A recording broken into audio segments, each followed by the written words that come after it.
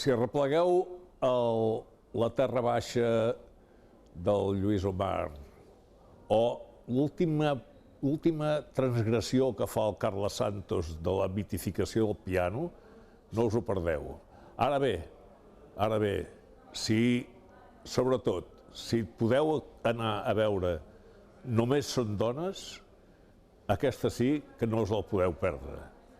Resulta que la repressió franquista i la guerra estan fetes damunt d'un relat essencialment masclista, que oblidava el paper de les dones en el conflicte bèl·lic que va viure a Espanya del 1936 al 1939.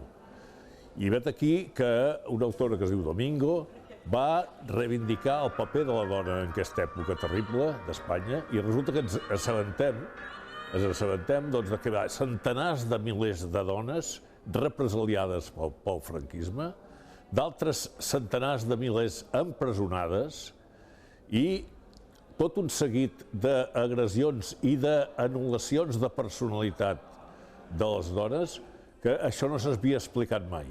I aquest espectacle que Només són dones, es titula així, Només són dones, despectivament, resulta que té una intèrpret definitiva i sorprenent, que és la Míriam Iskla.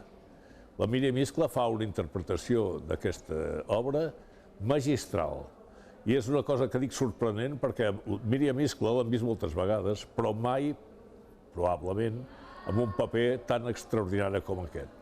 L'acompanya Sol Picó amb dansa, amb uns apunts de dansa, però l'important és el discurs que hi ha darrere d'aquest text magnífic. Sobretot, us el recomano.